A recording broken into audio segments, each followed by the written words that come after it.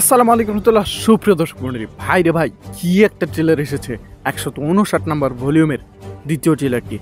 এক কথায় আগুন ঝরা দ্বিতীয় ট্রেলার দেখাচ্ছে। বহুল কাঙ্ক্ষিত, বহুল প্রতীক্ষিত, বহুল প্রত্যাশিত সেই বুরসা।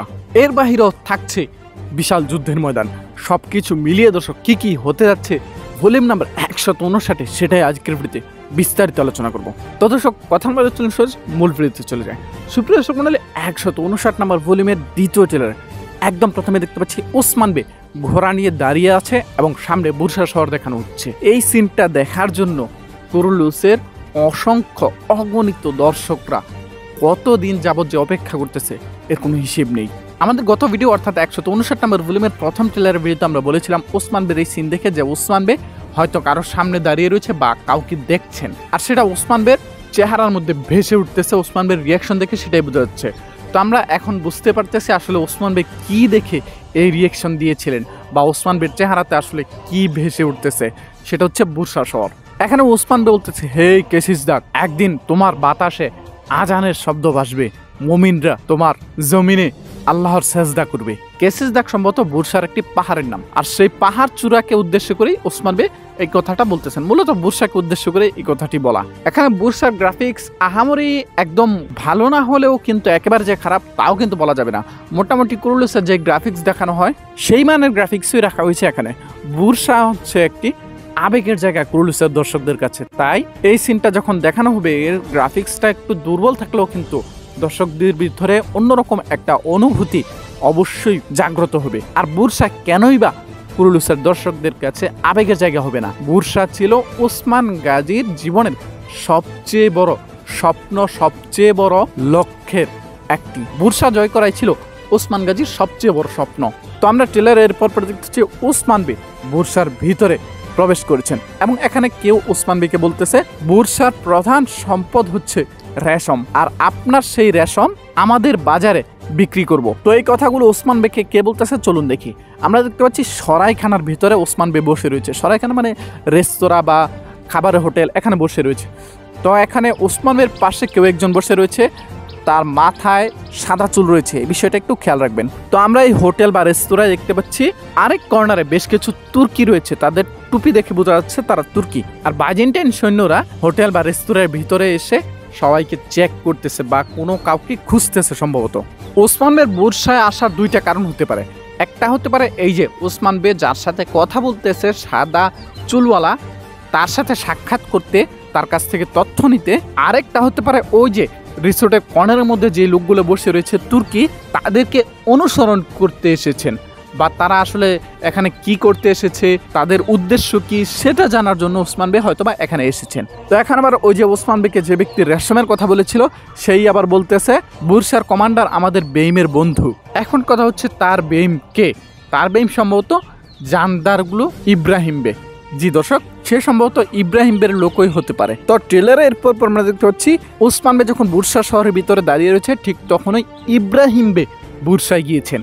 আর এইটা দেখে ওসমান বে বলতেছে, ইব্রাহিম বে, আমি আপনার সকল ষড়যন্ত্র, সকল গোমর ফাঁস করে দিব। গত ভলিউমগুলো দেখে ভেবেছিলাম হয়তো বা গোপনে মেলিকা হাতুনি শুধু দুষ্টুমি করেন, এখন দেখি না, ইব্রাহিম বেও বড় দুষ্টু, তিনিও গোপনে বাইজেন্টাইনদের সাথে কাজ করেন।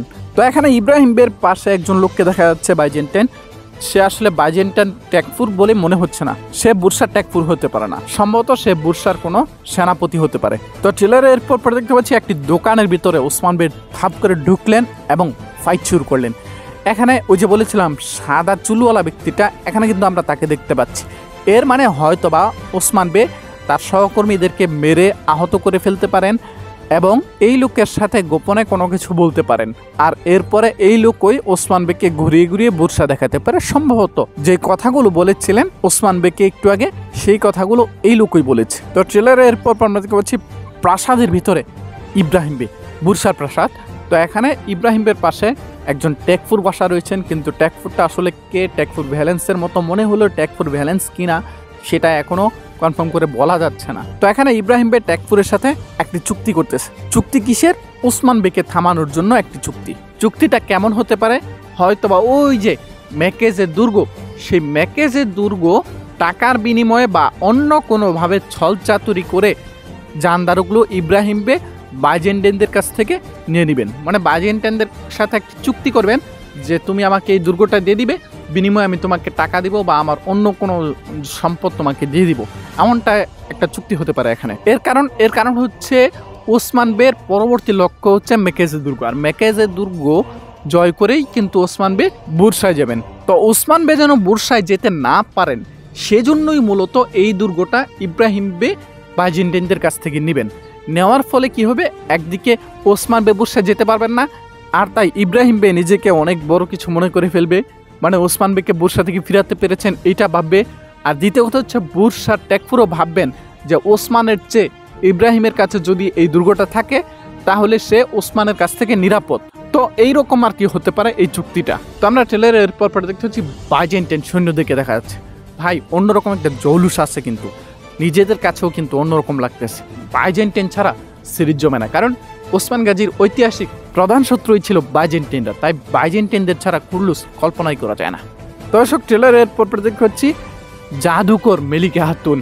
গত ভিডিওতে গত ভলিউমে আমরা দেখেছিলাম মেলিকা খাতুন নিজেই জাদু করেছেন এবং ইব্রাহিম বে আসার সাথে সাথে তিনি বলেছেন তিনি নাকি ছেলের জন্য কোরআন শরীফ পাঠ করতেছে। আস্তাগফিরুল্লাহ রাব্বি মিন কুল্লি। চিন্তা করেন কত বড় খারাপের খারাপ।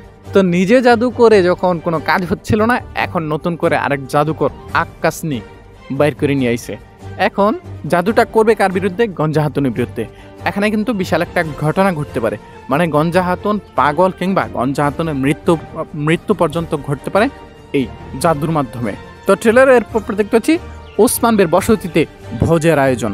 এখানে সবাই খুবই হাসি খুশি রয়েছেন। মূলত অনুষ্ঠানটা হচ্ছে আলাউদ্দিন ভাই এবং গঞ্জা খাতুনকে উদ্দেশ্য করেই। এখানে আমরা দেখতে পাচ্ছি ওরহান বের পাশে হলফেরা রয়েছে, আর হলফেরার হাস্যোজ্জ্বল চেহারা দেখে ক্ষিপ্ত হয়ে গেছেন এলসিম খাতুন। হলফেরা থাকার কারণ হতে পারে ওসমান বে হয়তোবা হলফেরাকে রেখেছেন বুরসায় তাকে সহযোগিতা করার জন্য। আর এইভাবেই কিন্তু ওসমান বে পরিবারের আরও কাছাকাছি চলে এসেছে হলফেরা। আসলে 203 থাকবে আর তাদের মধ্যে লড়াই থাকবে না, এটা জানি কেমন জানি পানসে লাগে। তাদের মধ্যে লড়াই হতে হবে, কথার ঝগড়া হতে হবে, এক পর্যায়ে হাতাহাতি চুলোচুলি হয়ে যাবে, এটাই কিন্তু স্বাভাবিক। তো যাই হোক আমরা ট্রেলারে ফিরতেছি। ট্রেলারে এরপর দেখতে পাচ্ছি অলটাই বুরসা জয় করে ফেলেছে। আসলে বুরসা না, এটা হচ্ছে ওই যে মেকেজে দুর্গ বলেছিলাম যে চুক্তির মাধ্যমে নিয়েছে, সেই দুর্গই হতে পারে এইটা। তো এখানে জানদারগুলোদের পতাকা উড়ানো হচ্ছে, এর মানে ওই যে ইব্রাহিম বেই মূলত এই দুর্গের মালিক হচ্ছেন আর তাকে সহযোগিতা করতেছে ওলজে। আর তা দেখে ক্ষিপ্ত হয়ে ওসমান বে তার বাহিনী নিয়ে এসেছেন মেকেজে দুর্গ অবরোধ করতে এবং জয় করতে। আর সাথে সাথে কিন্তু ইব্রাহিম বে, জানদার বে তারা তাদের সেনাবাহিনী নিয়ে ওসমান বের সাথে যুদ্ধ করতে ময়দানে চলে এসেছেন। এখানে ইয়াকুব বে বলতেছে ওসমান বে একজন মুমিনের, একজন মুসলমানের সম্পদ এইভাবে একজন মুসলমানের একটা দুর্গ এইভাবে দখল করা আপনাকে মানায় না। তখন ওসমান বে বলতেছে হ্যাঁ মুসলমানেরটা মানায় না, তবে মুনাফেকেরটা ঠিকই মানায়। এর মানে হচ্ছে ওসমান বের কাছে এমন কোনো প্রমাণ আছে যেটা ইব্রাহিম বেকে মুনাফেক প্রমাণ করতে যথেষ্ট। আর তাই এই যে যুদ্ধের ময়দান, এখানে কোনো প্রকার যুদ্ধ নাও হতে পারে, মানে যুদ্ধের ময়দানে সবার সামনে ইব্রাহিম বেকে মুনাফেক প্রমাণ করবেন ওসমান বে, সেটা বুরসা থেকেই প্রমাণ নিয়ে আসতে পারেন সম্ভবত। তো এই প্রমাণ দেখে এখানকার যে জোট, এই জোট ভেঙে যাবে। ফলাফল স্বরূপ সবাই যার যার মতো ফেরত যাবে, এখানে আর কোনো প্রকার যুদ্ধ হবে না। অর্থাৎ ওই যে গত ভিডিওতে যে বলেছিলাম যে তাদের জোট ভেঙে যাবে, সেটাই কিন্তু হতে যাচ্ছে। ইয়াকুব বে এবং ইব্রাহিম বের জোট ভেঙে যাবে খুব শীঘ্রই। আর ইব্রাহিম বেদের এই জোট ভেঙে যাওয়ার ফলে আগামী ভলিউমের এই যুদ্ধটিও হবে না। তবে যুদ্ধ না হলেও যে যুদ্ধের ময়দানটা দেখিয়েছে, এইভাবে সেনাবাহিনী দাঁড় করিয়েছে, সৈন্যদেরকে দাঁড় করিয়েছে, এটাই কিন্তু বিশাল কিছু। তো কুরুলুস কিন্তু আবারও জমে উঠেছে, এইটা কিন্তু আজকের ভিডিওতে বলতেই হবে। আর আমি বলে রাখছি আগামী 159-এর রেটিং দেখিন কত যে বাড়ে, মানে রেটিং অনেকটাই বেড়ে যাবে শুধুমাত্র এই বুরসাকে এবং এই সেনাবাহিনী এই যুদ্ধের ময়দান দেখানোই। তো দর্শক সব কিছু মিলে এই ছিল আজকের ভিডিও। আপনাদের কাছে আজকের ভিডিওটা কেমন লেগেছে সেটি অবশ্যই কমেন্ট করে আমাদেরকে জানিয়ে দেবেন। পাশাপাশি বুরসা শহরটা আপনাদের কাছে কেমন লাগলো এবং ট্রেলারটা আপনাদের কাছে কেমন লাগলো সেটাও কমেন্ট বক্সে কমেন্ট করে জানিয়ে দেবেন। দেখা হচ্ছে সোনালী অতীতের পরবর্তী অন্য কোনো ভিডিওতে। সেই পর্যন্ত সোনালী অতীতের সাথেই থাকবেন, সোনালী অতীতের পাশেই থাকবেন। আসসালামু আলাইকুম ওয়া রাহমাতুল্লাহ।